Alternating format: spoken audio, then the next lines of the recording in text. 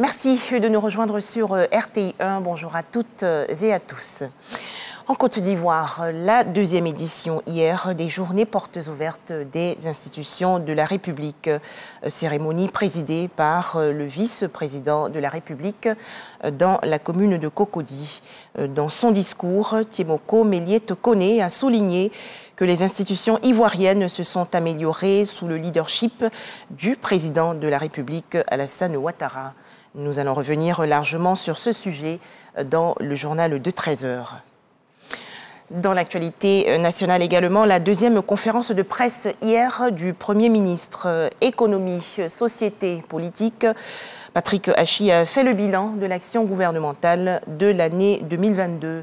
Selon le chef du gouvernement ivoirien, l'objectif en 2023 est la création de 32 000 opportunités de stage école, d'apprentissage et de formation de reconversion pour les jeunes. Les précisions tout de suite dans ce reportage de Walter Amadou. À cette conférence de presse, le Premier ministre Patrick Hachi s'est voulu très optimiste pour le pays en 2023. Cela dans un climat mondial extrêmement exigeant. Abordant le chapitre « Éducation, formation et emploi », l'interlocuteur du jour des journalistes a réservé une place de choix au programme national de stage, d'apprentissage et de reconversion. Le programme national de stage et d'apprentissage ainsi que de reconversion, lancé nationalement le 24 octobre, est déjà déployé dans les zones de fragilité également du Nord. Il proposera sur l'année près de 32 000 opportunités de stage école sur l'ensemble du territoire en termes de formation, d'apprentissage ou de reconversion. Ce programme, dont 1159 jeunes sont déjà bénéficiaires, le chef du gouvernement a également mentionné la construction de 9 centres de formation et autant d'agropoles sur l'ensemble du territoire national. Pour cette année, des actions concrètes sont enregistrées. En matière d'éducation, nous avons achevé la construction de 43 collèges, de 565 salles de classe pour le primaire et le préscolaire. On a lancé avec le ministère de l'Enseignement technique un vaste programme de près de 9 centres de formation multidisciplinaires d'une capacité de 2000 chacun dans de multiples secteurs d'activité. Nous avons réhabilité des centres, donc ouverture de centres de formation accélérés. Quand on fait 2 fois la même classe dans l'enseignement secondaire général et qu'on continue d'avoir des difficultés, avec l'aide d'un conseiller pédagogique de l'école, il faut regarder parce que certainement l'enfant s'est trompé de voie et regarder si dans l'enseignement technique et professionnel, il n'y a pas les filières dans lesquelles il peut s'insérer et continuer jusqu'à 16 ans, conformément à la loi, pour réussir sa vie.